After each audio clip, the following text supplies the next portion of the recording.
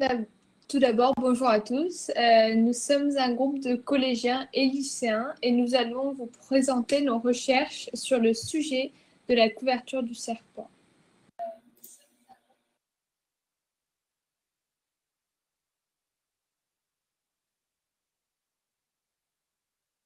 C'est un petit serpent de 15 centimètres de long qui a froid lorsqu'il dort la nuit. Son maître, il veut alors lui tricoter une couverture, logique. Cependant, il n'a pas beaucoup d'argent et il veut donc lui tricoter la plus petite couverture possible. On note que le petit serpent peut se tordre dans tous les sens et il n'a pas de largeur. La couverture peut être également bougée à n'importe quel moment pour couvrir le serpent. Il nous est tout simplement demandé de trouver la forme de la couverture afin que son air soit minimal.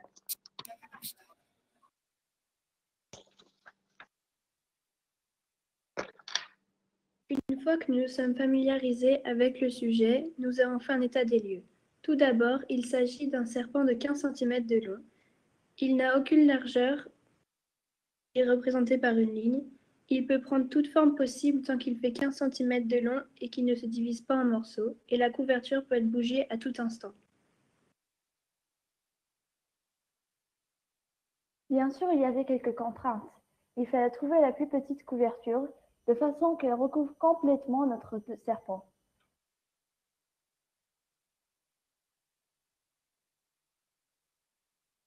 Donc, les premières questions, notre première question était d'un carré, 15 cm sur 15 cm, simplement.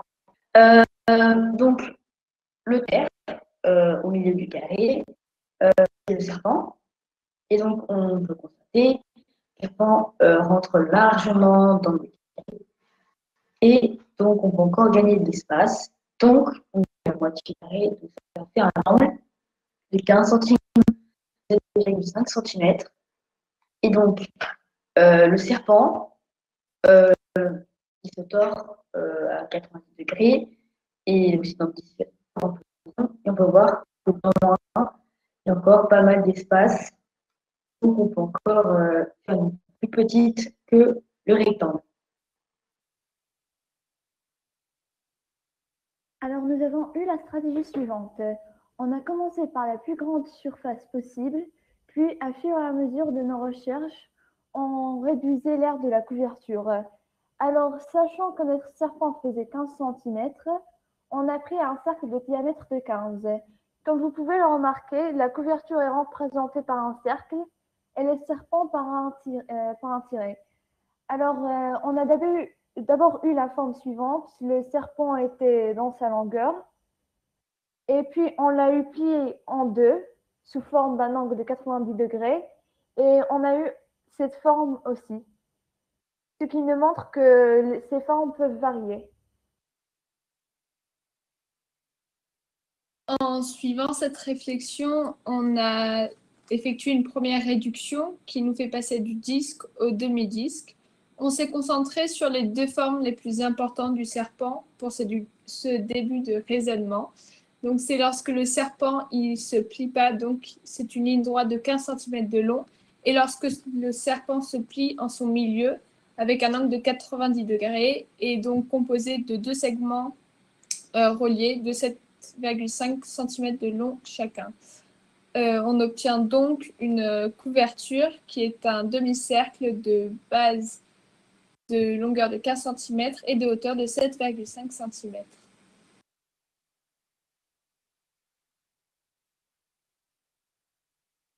Donc, après, on a pris un exemple avec des pixels. Donc, on prend un serpent de 8 pixels. Donc, les pixels, c'est les carreaux. Et en fait, comme le serpent il a plusieurs formes, on va nous donner toutes les formes possibles. Sauf qu'il faut respecter quelques problèmes. Par exemple, le serpent ne doit pas se détacher, comme sur l'exemple à gauche. Et après, pour nous rapprocher, comme je l'ai dit, notre serpent, de la couverture de notre serpent, il y a toutes les formes. Et après avoir trouvé toutes les formes, on va essayer de faire une couverture qui va regrouper toutes les formes possibles que le serpent va faire.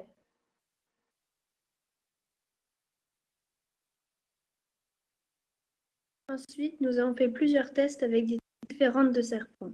Nous avons ici quelques positions de 5 pixels. Puis, nous les avons toutes assemblées et nous avons obtenu cette forme de couverture.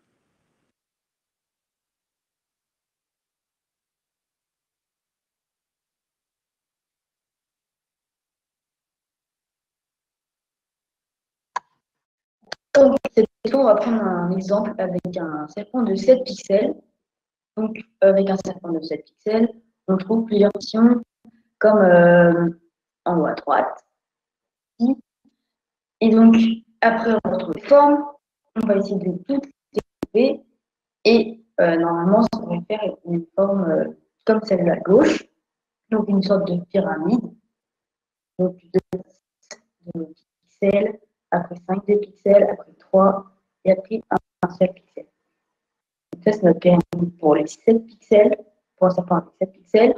Et cette fois, avec un serpent avec 8 pixels, logiquement, la base ne dépassera pas les 8 pixels et la hauteur ne dépassera pas les 4 pixels. Et après avoir toutes les formes possibles, ça nous fait cette pyramide. Donc, avec 8 de base, après 6 pixels, après 4 pixels, et après 2 pixels. Donc, on a une observation. Donc, on a constaté que si la longueur du serpent est paire de n, on aura un escalier de longueur de n, et dont la marche la plus haute sera composée de n pixels sur 2 rangées. Si la longueur du serpent est impaire de n plus 1, on aura un escalier de longueur de 5 et dont la marche la plus haute sera constituée de n pixels sur une rangée. Donc, pour une pyramide avec une base de 7 pixels, donc ça fait 3 fois 2 plus 1 pour la base, et pour la hauteur, ce sera 3 plus 1. Ça pour une couverture, non, pour un serpent de 7 pixels. Ici, c'est un serpent de 8 pixels, donc la base, ça sera 4 fois 2, la base, la hauteur, ça sera 4.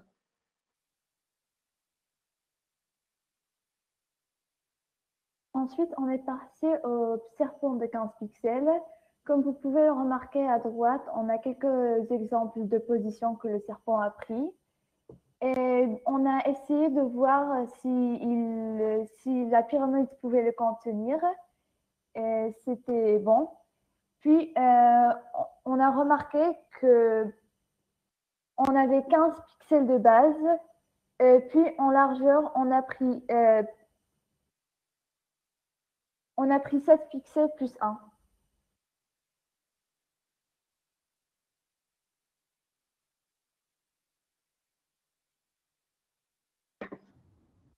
Alors, voici le programme Scratch. Les blocs que vous voyez à gauche sont des blocs qui facilitent le programme. Ces blocs résument plusieurs actions en une seule, ce qui permet de rendre le programme plus court. Le programme juste à côté, lui, c'est le programme principal. C'est celui qui va envoyer les instructions. Par exemple, s'il voit que le pixel donné est un pixel impair, alors il va envoyer le message impair, ce qui va faire en sorte que le programme impair se mette en route.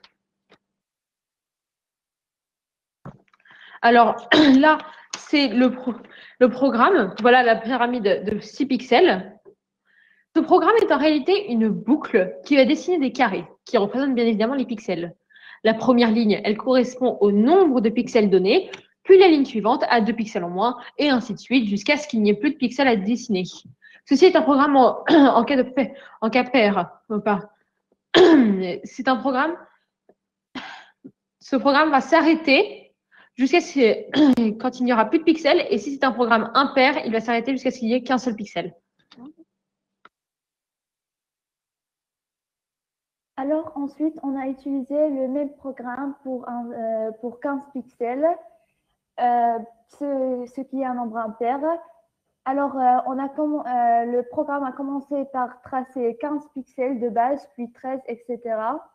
À la fin, on s'est retrouvé avec une pyramide contenant un pixel tout en hauteur. Puis, on avait utilisé la même formule que Virgile avait utilisée au début, ce qui veut dire n plus 1, ce qui nous a donné 7 plus 1, et ça nous a donné 8 en hauteur.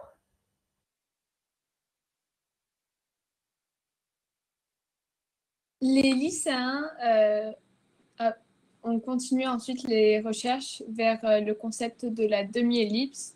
Donc, lors de nos recherches, on a ci passer d'une couverture circulaire de diamètre de 15 cm à un demi-disque toujours du même diamètre, comme on peut le voir sur les schémas ci-dessous. On s'est rendu compte qu'on pouvait encore rogner certaines parties du demi-disque qui était la couverture en cours. En effet, le serpent a deux extrémités qui sont séparées au maximum de 15 cm et au minimum de 0 cm lorsqu'ils se touchent. On peut donc se rattacher à une propriété des ellipses qui indique que la somme des distances de n'importe quel point de l'ellipse aux deux foyers vaut une constante. Pour trouver la plus petite surface possible, on a donc fait une union de toutes les ellipses que nous avons trouvées lors de nos recherches. Donc, on a dans un premier temps placé le serpent qui est plié en son milieu avec un angle de 90 degrés, qui était avant placé sous forme de L sous la demi-ellipse. On l'a placé sous forme de V inversé. Et on a calculé, comme vous pouvez le voir avec les calculs ci-dessus, la hauteur du triangle que formait le serpent avec la base de la demi-ellipse et on obtient une hauteur de 5,3 cm. On a donc pour l'instant une demi-ellipse de base de longueur de 15 cm et de hauteur de 5,3 cm. Ensuite, lors de notre raisonnement, nous avons voulu vérifier si dans le cas où le serpent se mettait dans plusieurs formes, il pouvait quand même rentrer sous la couverture. Donc, dans un premier temps, nous avons vérifié si lorsque le serpent se mettait sous la forme d'un cercle parfait, il passait encore sous la couverture vue précédemment. Donc, on a calculé son diamètre et on a obtenu un diamètre d'environ 4,8 cm, ce qui est inférieur à la hauteur obtenue précédemment. On conserve donc la demi-ellipse obtenue précédemment. Ensuite, nous avons étudié le cas où, lorsque le serpent se plie en son milieu avec un angle de 60 degrés, il forme donc un triangle équilatéral de côté de longueur de 7,5 cm.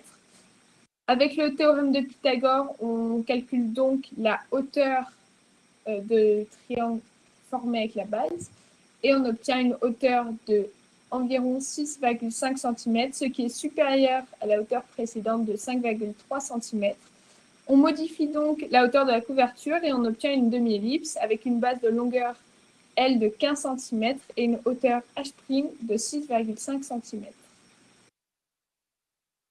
Enfin, on a vérifié si lorsque le serpent se met sous la forme d'un carré, il passe encore sous cette demi-ellipse. Et on obtient donc un carré de côté de 3,75 cm, ce qui est inférieur à la hauteur obtenue juste avant. On obtient donc une couverture étant une demi-ellipse de base de longueur de 15 cm et de hauteur de 6,5 cm.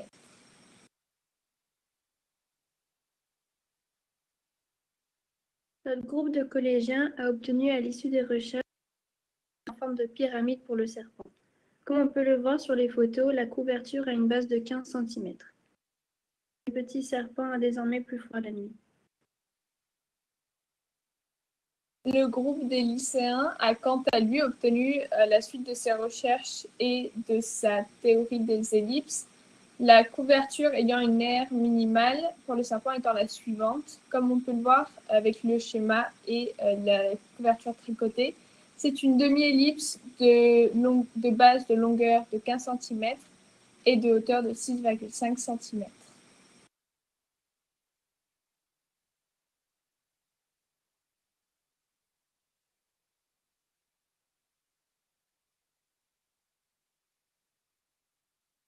Merci. Eh bien, vous avez terminé votre exposé là. Merci bien. Écoutez, il y a eu beaucoup d'échanges à nouveau sur le chat. mais qui vont un petit peu tous dans le même sens.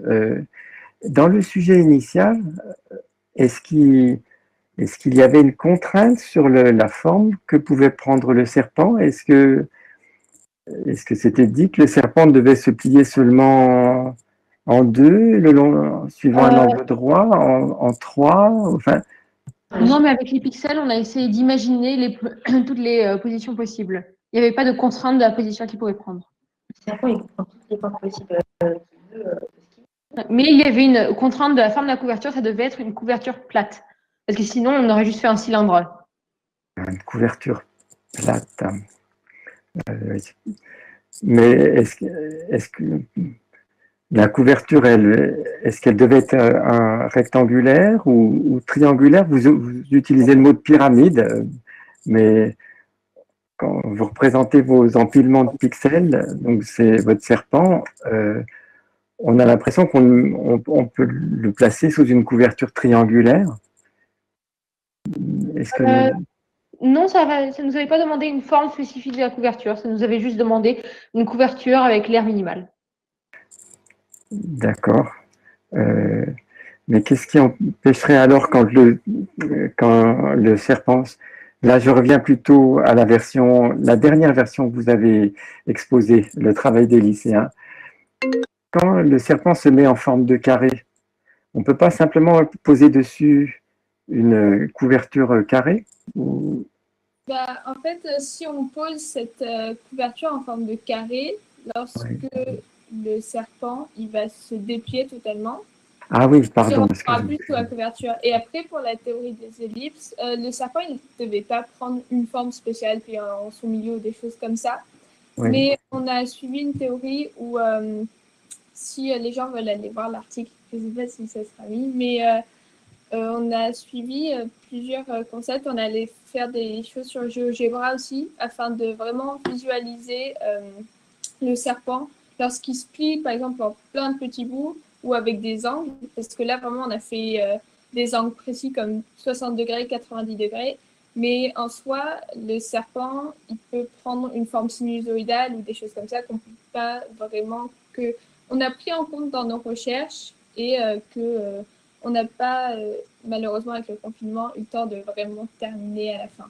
D'accord, je comprends maintenant, en effet, qu'il vous reste du travail à faire pour arriver à un résultat enfin, un peu même partiel, mais démontré. Alors que pour l'instant, vous avez étudié pas mal de configurations particulières qui vous ont donné l'occasion de mettre en œuvre vos connaissances de géométrie.